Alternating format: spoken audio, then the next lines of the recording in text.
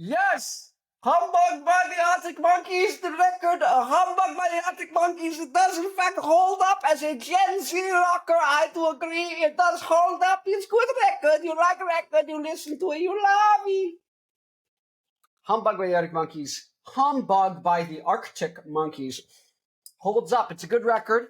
I didn't listen to this record until well after the other records, but Mr. Viewer, you're not only getting what you clicked on, I'm going to tell you much, much more.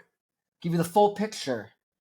So whether you're a longtime rocker who wants to know what Gen Z thinks about rock music, or you're a Gen Z rocker and you want some good music to listen to, you want some recommendations, you want a jumping off point, you're in the right place.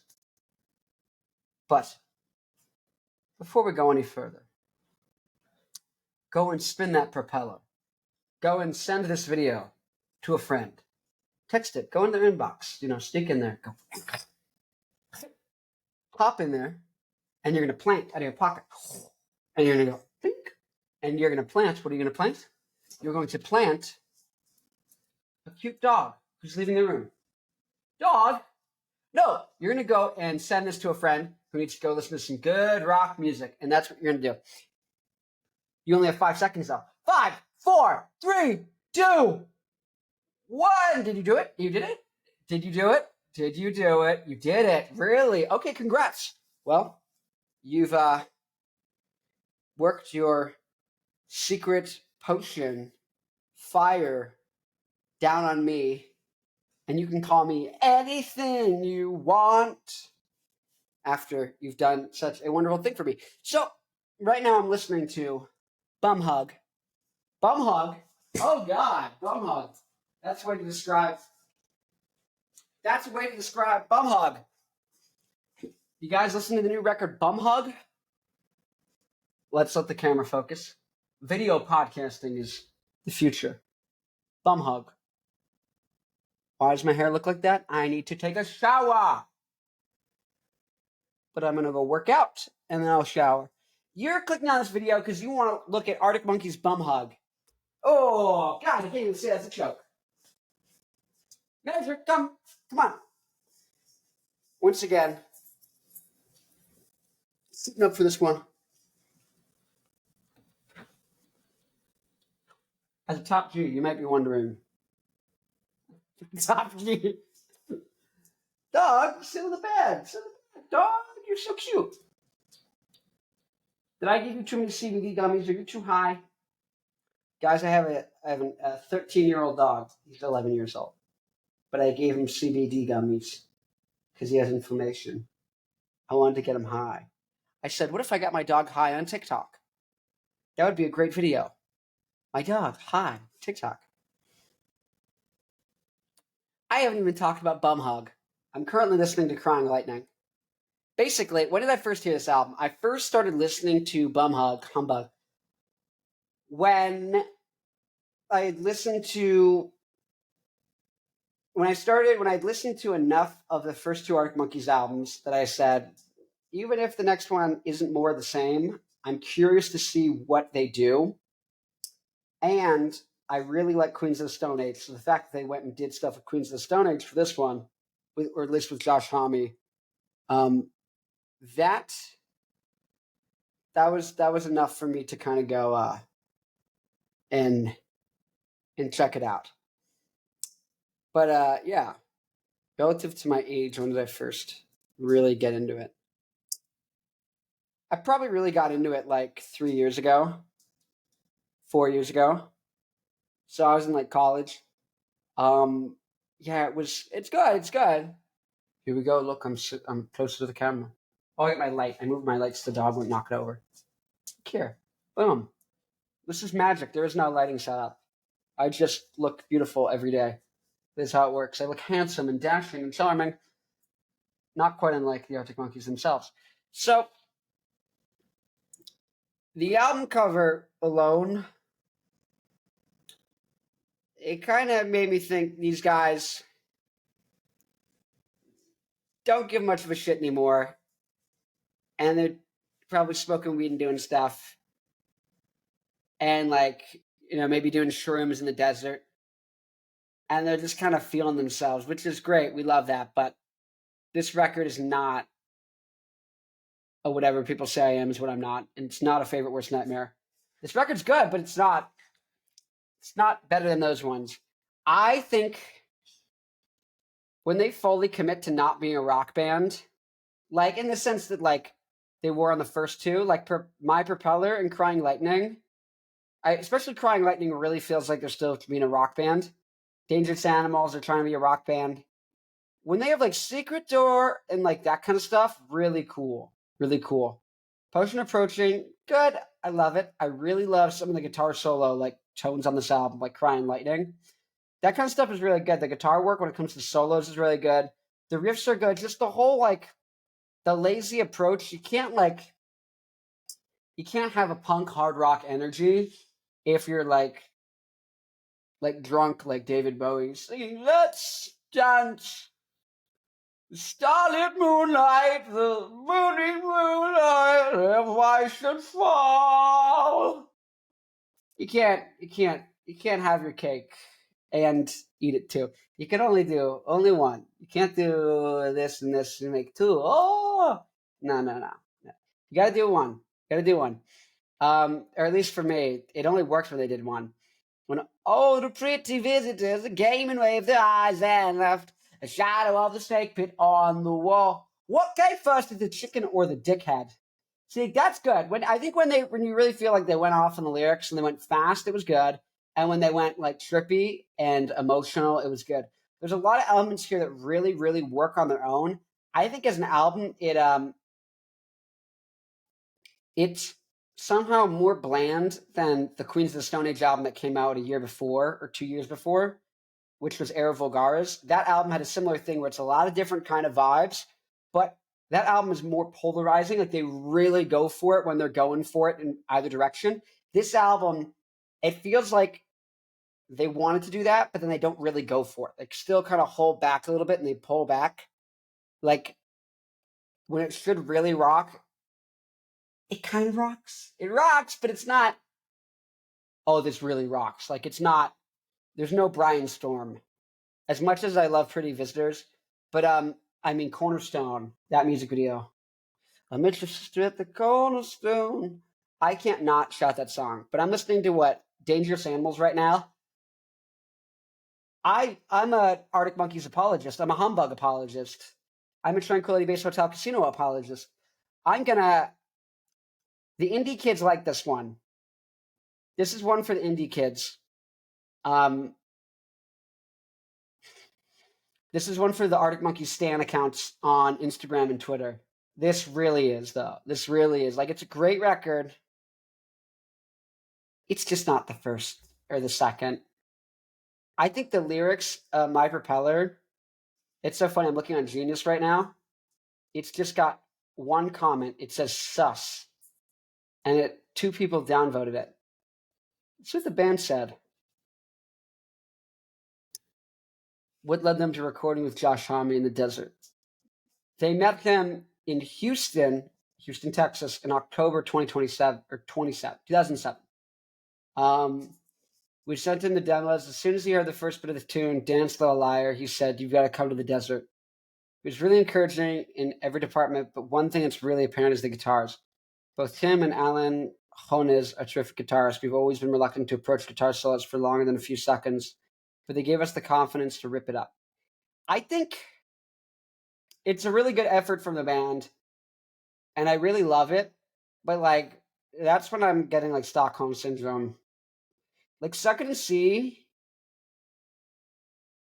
this is a really good album as an Arctic Monkeys, like this whole album feels like the B-side album. Like it feels like an album, but as a B-side. Like it feels like a B-side, but the whole, does it make sense when I say it feels like a B-side?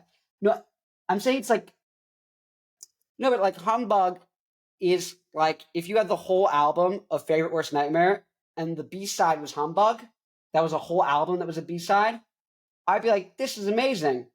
But the fact that it's its own album and it's the third album that follows Favorite Worst Nightmare, it kind of feels like they're directionless. Like they went from 2 to 3 And in 1 to 2, I saw progression. I saw them slow down, get a little more experimental. And I saw them like rap a little more, but also get more emotional and get a little more F-boy, a little more fuck-boy, as they'd say. They don't really they kind of do that here, but it feels like it meanders. It feels like, you know, they're like really in love, they're in success, they have nothing to prove. And they're just kind of like wandering. They're just like, I don't know, I guess what do I want to do? And like all these songs are technically good, but like they're really good, but like the standard they just set before these other 2 albums, the prior 2 albums set such a high bar. So it's tricky. I get where they were going, but like, man, I just really wish I really wish I didn't make this album. It's a good album, but what it signaled for the band as a whole was um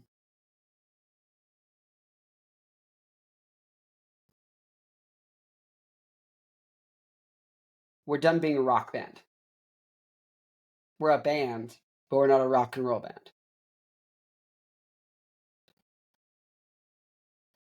Because it seems like a band who's not a rock band, like, oh, we have a rock song. That's what the rock songs on this album sound like. Like when you go to like Potion Approaching and like Dangerous Animals, it sounds like a band who can't do rock, who's just like more of a like pop indie.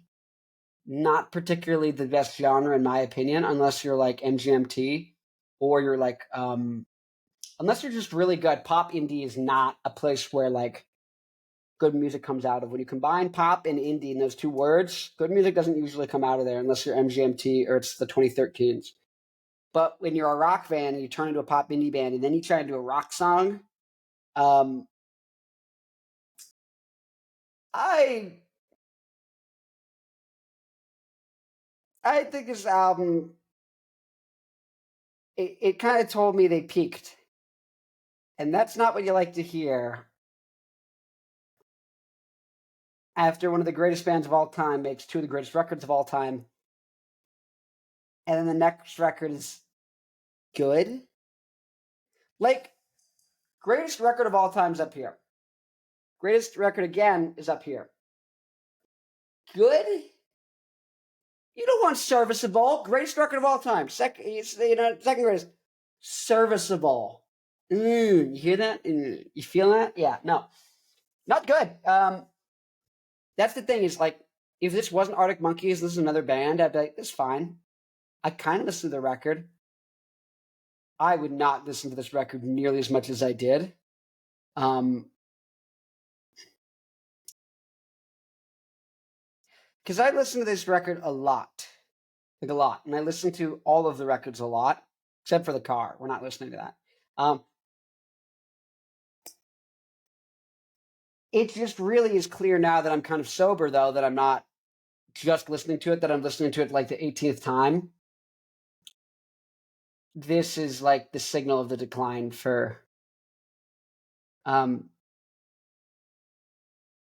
it's easy not to, you know, be moving backwards or down the mountain when you like have a greatest record and you have like the greatest, you know, it's good.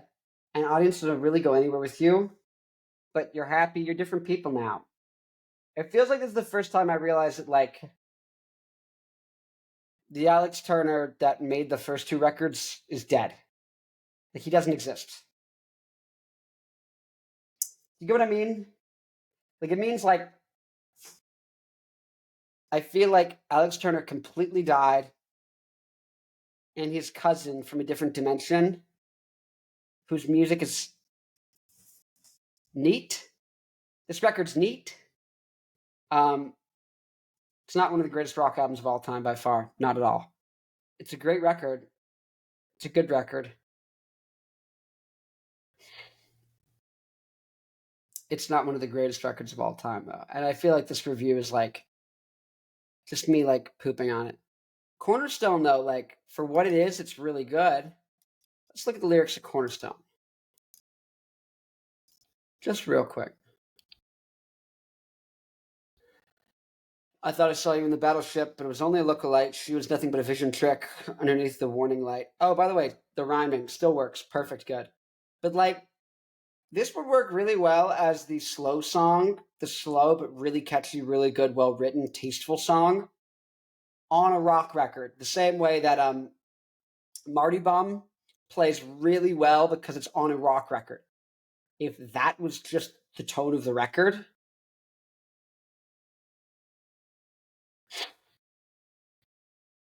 that'd be sad. I'd be really sad if I would be really sad if yeah.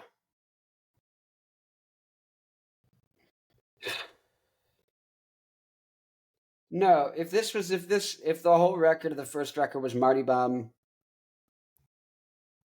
it, it makes Marty Bum not look as good. The same way I think Cornerstone is really good, but the fact that this whole record is at like a 7 out of 10 on intensity, rock's intense. I think like that's a main thesis I've got. Like, look at Royal Blood's first two records; it's super intense. Even the third record's still intense, but just like I know they're doing like the dancier and the more techno-ish production. It just loses some of the intensity. Fourth record, Royal Blood, brings back the intensity, but here, like, that's the thing that hurts me is Suck and See, Library Pictures. Like, that is way more intense than what happens on Humbug. Guys, you can't be doing that. Suck and See shouldn't be better than this album, right? Like, that's you going into Poppier and watching cowboy films and, like, living in LA, which is, like, one of the worst cities in existence. And that record, the dog is sleeping now. That record, here's what I'll say. That record is like a 7 out of 10, 7.5 out of 10 rock record. Suck It and See, the next record, is a 7.5 out of 10. And it's better than this one.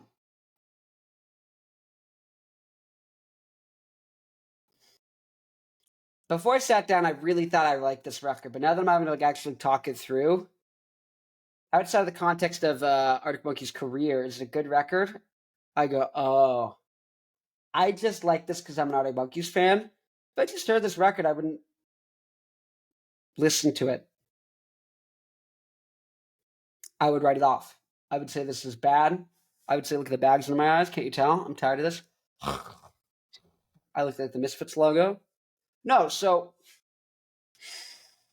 I mean, definitely an acquired taste, and I think the only reason I acquired the taste is because I like Arctic Monkeys so much, and even Suck It and See had like really intense good moments. I said I'm gonna find the beauty in this record, despite the fact that this record is like super low intensity. Favorite song, Cornerstone. That sang a lot. Cornerstone is the Marty Bum of the first record, of this record, or the Do Me a Favor, bro, or the 505. But even 505 hits. Cornerstone hits. Yeah. I didn't even listen to the B sides. I tried listening to the B sides this record. It just felt like it just feels like they got bad to a certain extent. Like to a certain extent, it feels like the last Shut Up Puppets was the last truly incredible thing that really felt like it had intensity to it. Outside of like Suck It and See, a few sparse moments, a few sparing moments in AM. There's a few moments in most of Tranquility Base Hotel Casino feels really good, but it's not a rock record, really. It's a prog record. It's progressive. It's like a progressive rock album, except not really that much rock to it, but it has that approach and it has that appeal. It scratches that itch. It doesn't scratch the rock intensity. It's like brutal. How's the album art? Yeah, not a good sign.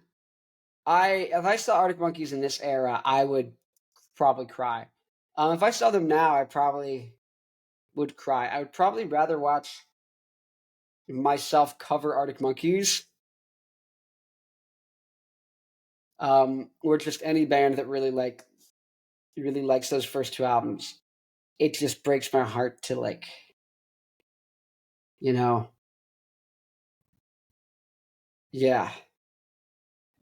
And like beside them and the Strokes, there's like the last two big rock bands. I mean, the Queens of the Stone Age. That's just like they're not very accessible to like average listeners, but like they're undeniable. So that's like almost like brute force, brute undeniability makes them a staple of modern rock. Royal Blood's really catchy, but they're not that big then. That's the problem. Like they're big, but like when they came to Phoenix, they played Rebel Lounge, which was huge. When Queens of Stone Age came, they played like triple the size venue, quadruple. They played like a giant theater, or like a stadium. That was like a baseball or like a basketball stadium. So all this is to say, Arctic Monkeys. I think this is the beginning of the end for them. I think this is the point where I go, oh, they're not infallible. They don't hit 100 every time. The fact that it's an acquired taste is what really rubbed me the wrong way.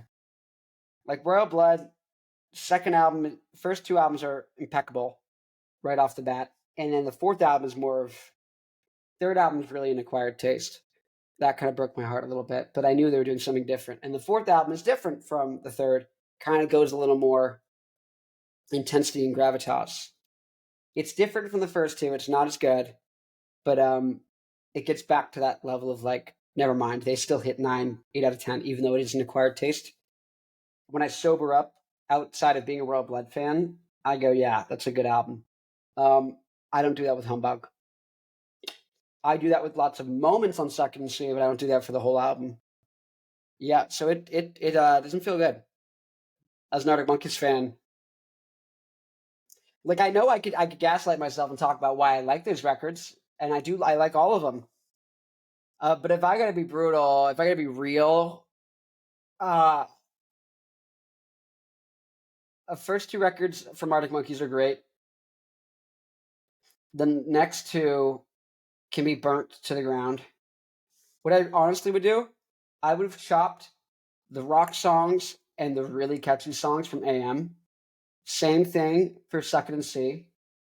And same thing for like 2 songs on Humbug. And I would have made a really good third Arctic Monkeys record. And then I would have made Tranquility Base Hotel and Casino a like side project I did under another name, like what Green Day did with Foxborough Hot Tubs, where they were like, big. They were doing Shenanigans, Warning. They're about to do American Idiot, I think, around that time at least. And then they said, let's do a garage rock record under the band name Foxborough Hot Tubs, and we can play small clubs and do that record. And they did, and it's really good. Yeah, so if I, in hindsight, could have recreated the timeline, I would put whatever people say, which what I'm not, Favorite Worst Nightmare, and then I would have done probably 2 songs Humbug, 4 songs Second and C, 5 songs AM. I would have made that the whole third album, and I would have called it like just call it AM. This just feels too Tumblr. Those 3 records just feel too Tumblr. They feel too like soft girl. I like Olivia Rodrigo, but not the rock songs. I like the Olivia Rodrigo like soft, like just piano playing songs. Like this is heavy metal to them.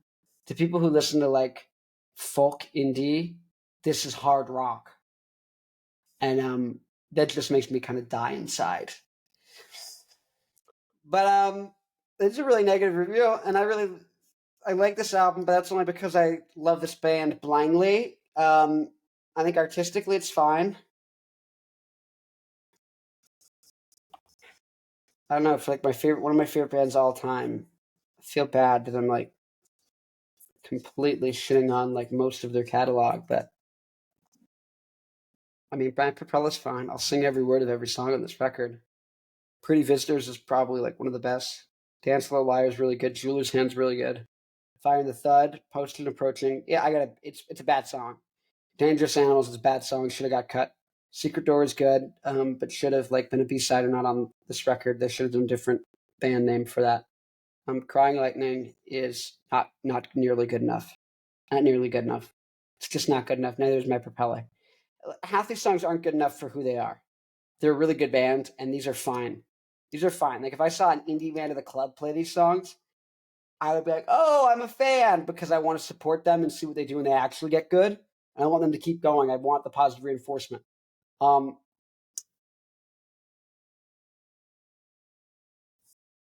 You really want to hear that. Boomers are going to be like, this album is gay.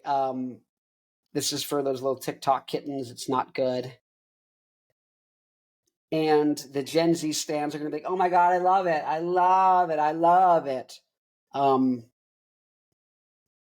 Man, that feels bad. Is this the worst album they have? No, the car exists. This is not their worst album. Anyways, that's the end of this video. Right now, go Arctic watch the next one where I talk about Suck It and See, because I have way more positive things to say about that album, surprisingly. And yeah, you got 5 seconds. Click the video.